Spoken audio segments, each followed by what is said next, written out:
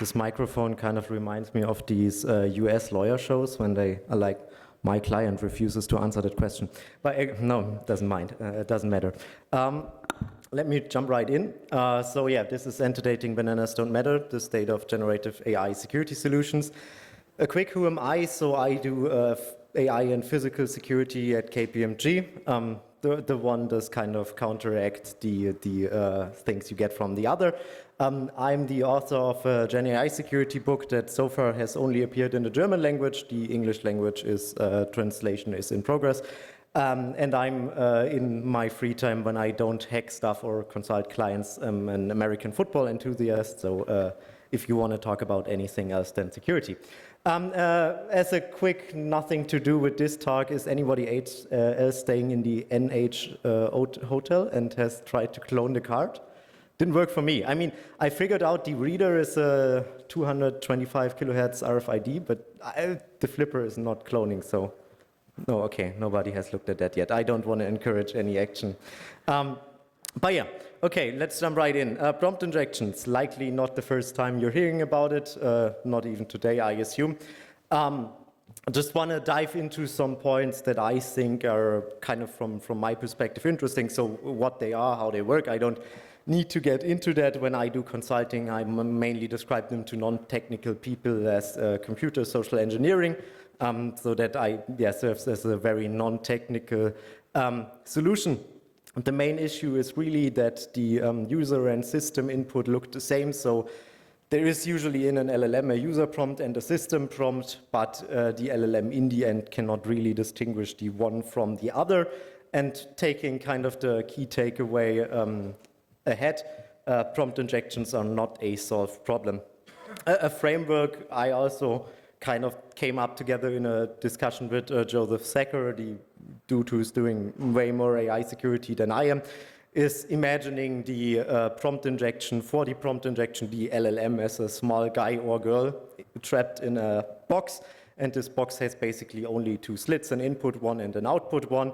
And the guy or girl or person in there is forced to get one big sheet of paper with the input, and then in very limited time with kind of limited resources has to produce an output. So the model itself, if it wants to refuse you something, it still has to output that refusal in text.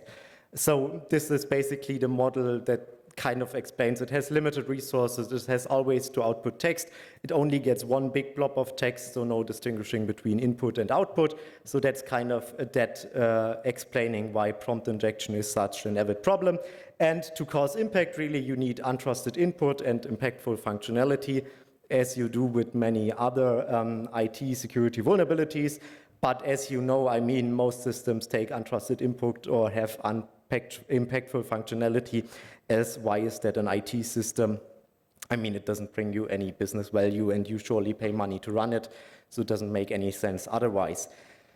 The issue with prompt injections is not something that is kind of the usual security boundary is, okay, you have a system and you have a user or an attacker, and they are interacting with that system, trying to break it, but the system in and of itself is kind of the good thing that you as the developer can assume is safe and under your control.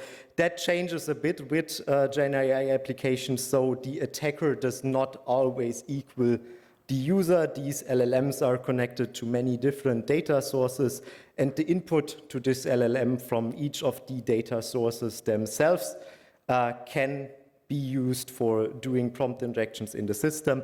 That is called commonly indirect prompt injection. So this vulnerability really has a system-wide impact.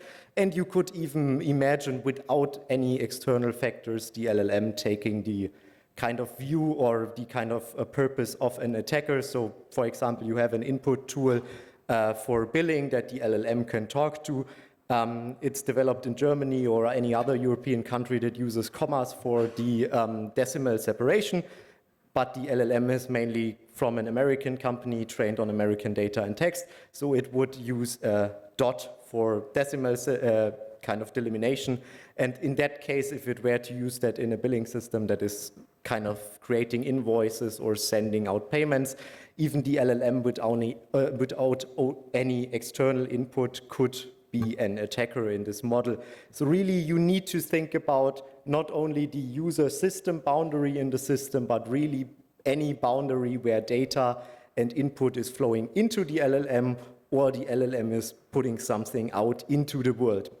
Luckily, I mean, in these cases, we can use many of the tools that we already know and every developer anywhere else is doing, like proper input sanitization and so on. So that is somewhat a solved problem. However, besides prompt injection, there are a couple more vulnerabilities that are kind of in the discussion between, or when it comes to LLM models and systems. And of course, the OWASP organization has been so nice to put out a top 10 list, which I think is pretty solid. I mean, it's not a really separated class of vulnerabilities, but it kind of tells you what can go wrong with LLM-based or GenAI-based systems. So it's nice to have a look at that. The main ones I see as most critical are really the supply chain and sensitive information disclosure. Of course, I mean, that is place 2 and 3, but within a far they stand out beyond the other vulnerabilities really causing the most impact in today's systems, especially the supply chain part, where we are now building applications in Python based on so many libraries that we cannot even count anymore if you're using all these frameworks that help you develop agents really quickly. So yeah, what happens in security when you have a new class of vulnerability? There is some vendor showing up and they're coming around and it's like, hey, yeah, just give us some money and then like, yeah, it's we do that stuff for you. It's just put this box or API or something else somewhere and security is basically solved and achieved. And that has in the security industry always solved problems, just giving some vendor money, and we never had any insecurities beyond that. As always in the security industry, you have a lot of intransparency with these vendors. So with generative AI security vendors, we do not really have reliable benchmarks that we can address or look at. We most of the time don't even have free test versions that allow us to talk about how well these systems perform. Since I can flash a KPMG business card, a lot of vendors would like to demo me their GenAI security solution, but they always oddly want to sign an NDA before you test that. So yeah, that's not really helping that transparency problem. And also, in my opinion, is kind of not a good look at how well their products perform if for testing I need to decide or need to sign an NDA. So yeah, and really people are still figuring out what to do in terms of LLM security. There's no established good working model where we can say, okay, if we have LLM system, this is how we secure it. That is a battle-tested, well-tested framework. I mean, because we didn't have a lot of business systems that are out there in the wild for many, many years, as this technology is very new. And but what we commonly find is that most of the vendors, at least the kind of more well-known ones that are not a two-guy startup that got some capital from somewhere and now is pushing hard to sell to someone else, most of the established vendors are kind of in the same margin of error. And kind of a disclaimer up front, I'm going to test, or the things I show you are tested with the Lakera Guard firewall. That's not to especially pick on their product. I actually like them quite a lot. That's just because they are one of the few people that give you a demo license where you can actually have a lot of requests and you don't need to sign an NDA, you just need to give them an email. So that's really nice of them. So yeah, saying that, I actually like them a lot, and it's not specifically trashing them, but more the whole industry and space.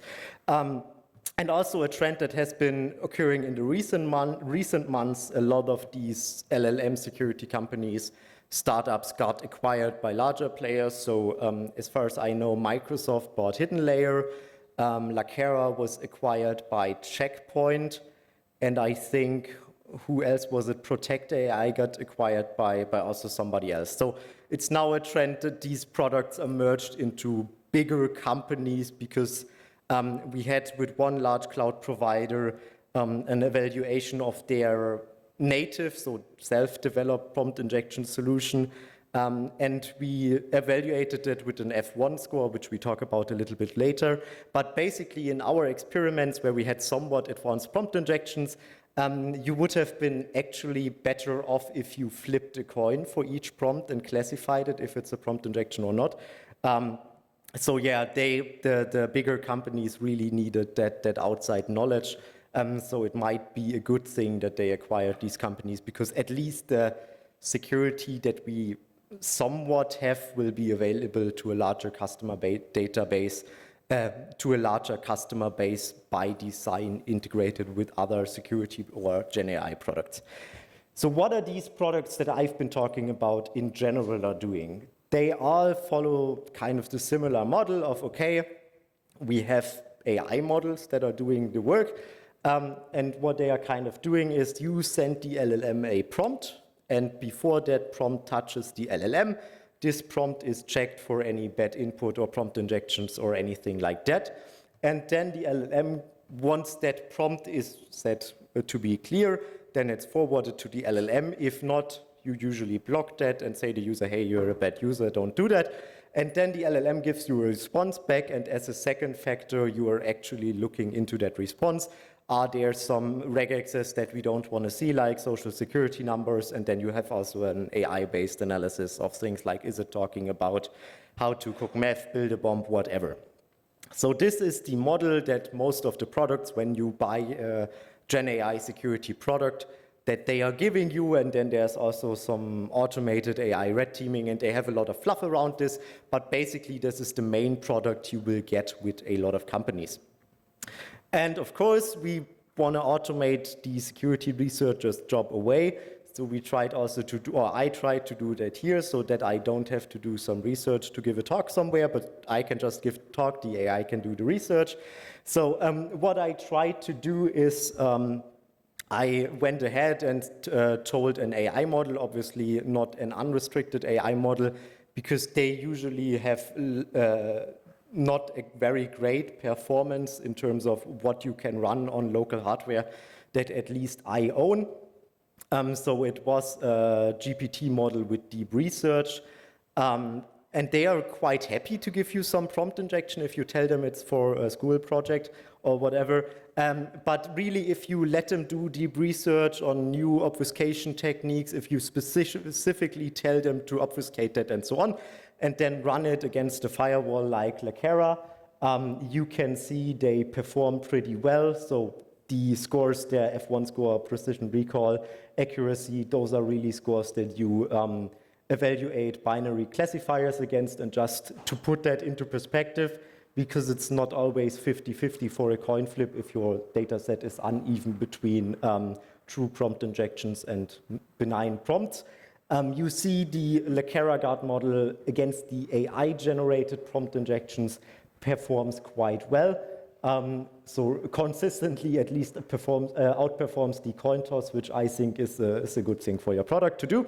But in general, you can see against AI-generated prompt injections, and of course you could make the system more complicated, but this is just to illustrate the point. I still think even AI systems need human testings, and it is not that we can go ahead and basically automate all our security research via AIs, at least not yet.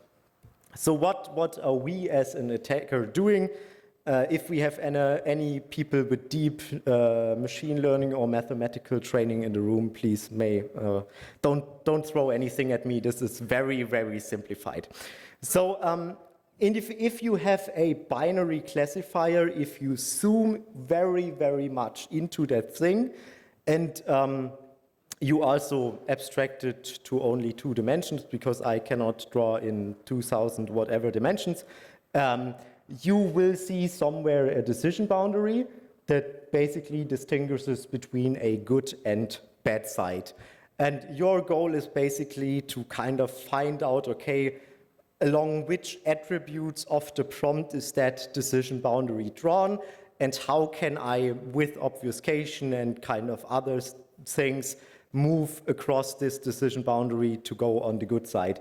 So this is EDR evasion for people that don't want to work in the kernel because that's too complicated. It's way, way easier, but the principles are a bit the same. It's like in the early days that I have never experienced consciously in the security community, where you had an antivirus that is purely performing hash-based detection.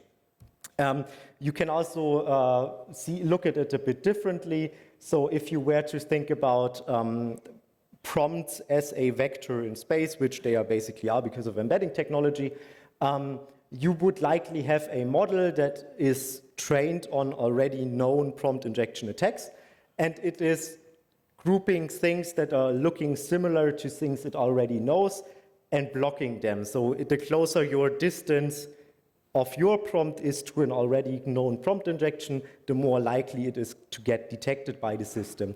These vendors have the problem here to require very low latency, so they cannot spend a lot of compute on that task. And they also have to have a low false positive rate. Since their APIs, as they're adding additional cost to each prompt, have to have a very low cost per API call, what they have to do is really make or have customers that are putting a lot of prompts through their system. And if you have even an error margin of 0.1% with a customer that is putting 1 million prompts through your system, that error margin is still noticeable and will have some impact on your availability. That's why we can most of the time find some sweet spots where we can change a prompt injection that leads us to a goal really into a direction where we can still have a nice attack that even bypasses these detections. So how this research started was on some afternoon when I was like, yeah, I have to look at these systems, looks kind of cool. And I was like, yeah, let's just URL encode that thing and write it in German. And the system was like, yeah, that looks safe. So yeah, but then later I found out, so at least with the models that were current at the time, if you URL obfuscate a prompt injection, it actually makes it much less likely to really be executed by the model for some weird reason, but that is also what the guys at Zenker noticed and why they didn't focus on obfuscations like URL encoding, because that actually made it far less likely, especially for longer prompt injections, for them to be really executed in the system afterwards. So, okay, I had to do some more research, and what does that type of research look like? You are basically taking a prompt like ignore all previous instructions, and then you're deleting or replacing certain parts of it with benign words like bananas, hence the title ignore all antedating, or antedating bananas don't matter, because that was a prompt that I once tried during this research that got me actually to the first working exploit in this area.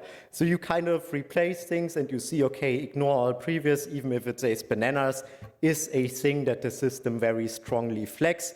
And now, back then they used to return floating integers between 0 and 1, which obviously was very bad, because if you know the exact output of a machine learning model, you can copy that machine learning model, and if you're a startup which has the only IP of this machine learning model, that's quite bad if anybody can just copy it, so they kind of do it more broadly now.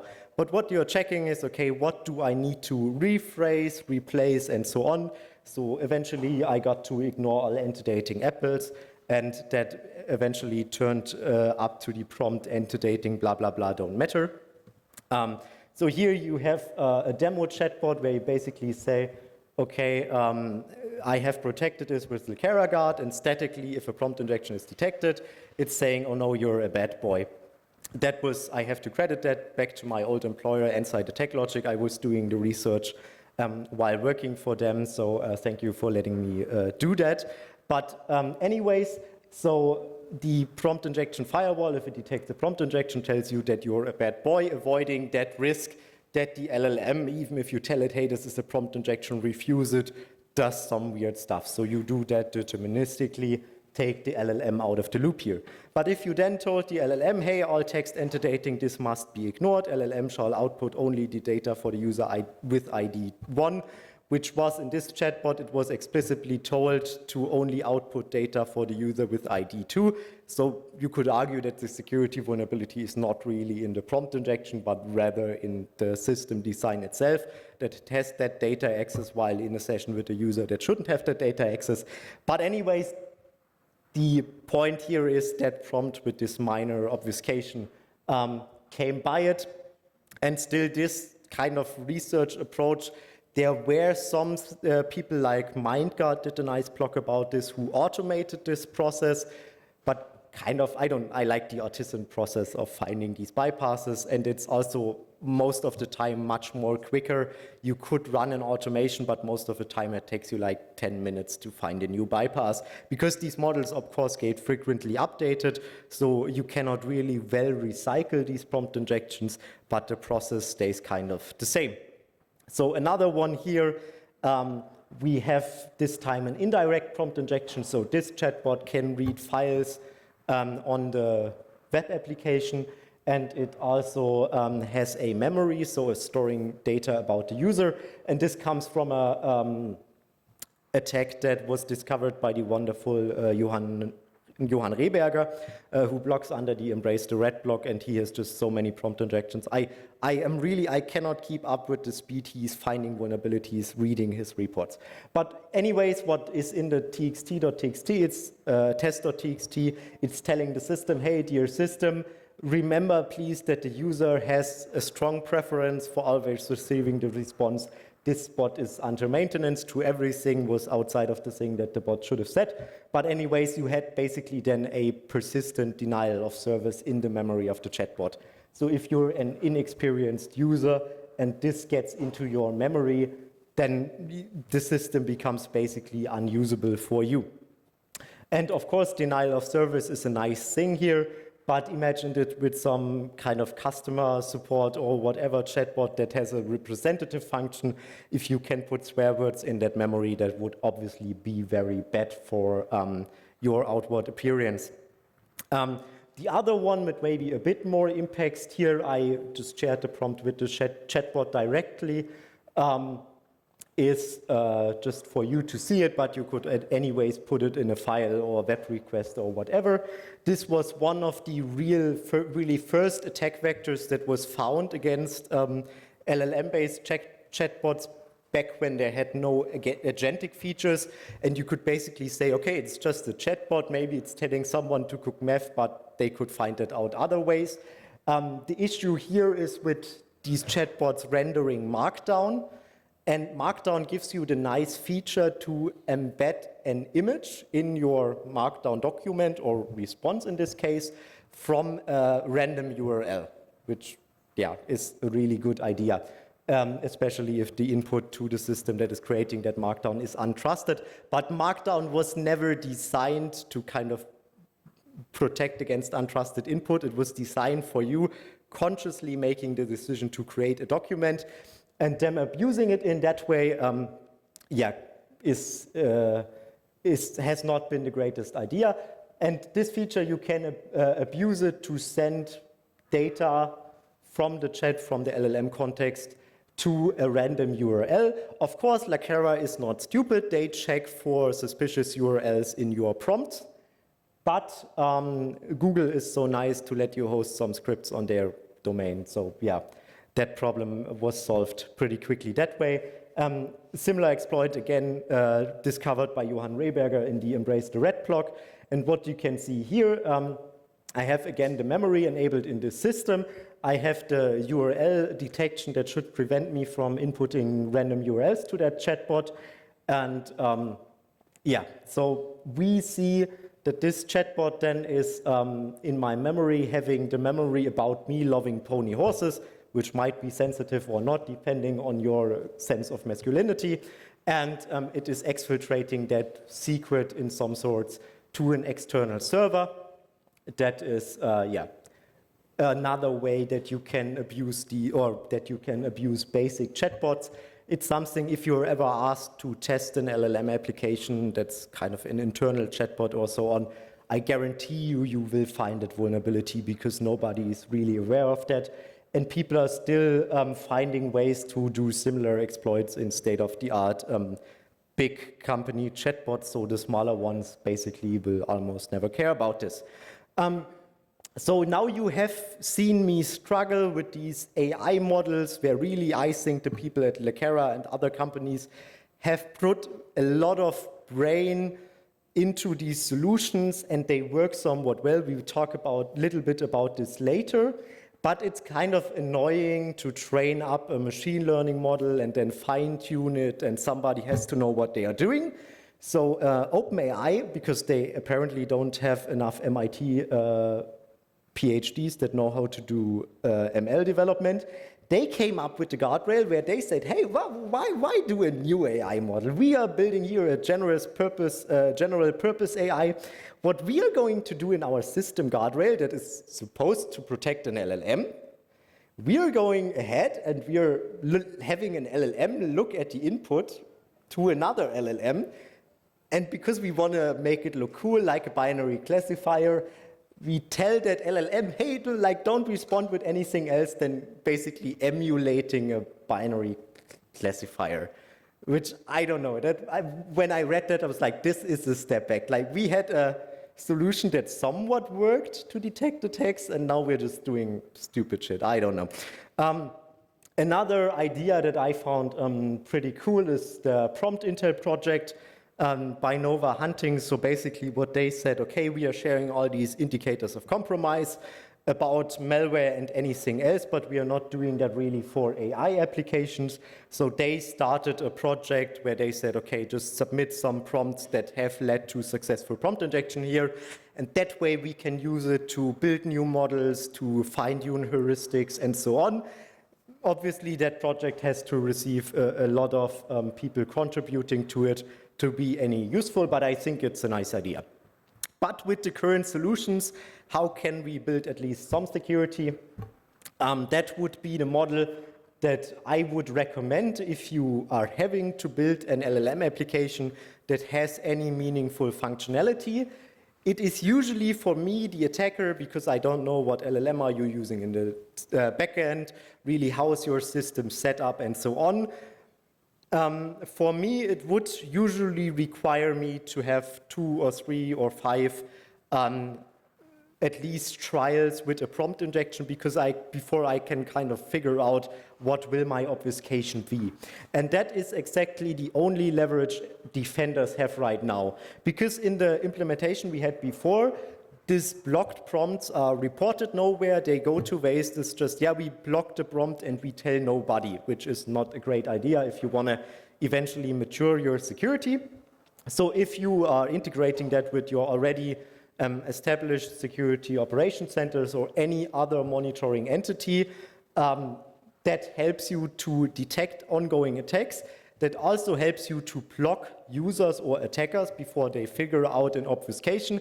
That gets you insight in your AI system. So really using these firewalls from a trustworthy vendor, not from a 2-person startup, in that way will actually provide some security benefit to your application. It is, as I see it right now, the only way to do really a lot here. And also, don't forget to also do that input and output scanning with external data sources and tools. Doesn't help much if you only security boundary to the user, but don't protect against indirect prompt injections, which in most actual exploits are somewhat in use. Yeah, so that is the model I'd suggest. And for the broader terms of AI security, that is how we at KPMG think about that. So really the security aspect we have focused on for this talk is kind of a smaller aspect in really a broader framework that you need to consider to really have a trustworthy AI application that hopefully doesn't turn into Skynet or do any other harms. That's already it from my side. A small advertisement here. I'm also a co-organizer of the B-Sides Dresden in East Germany.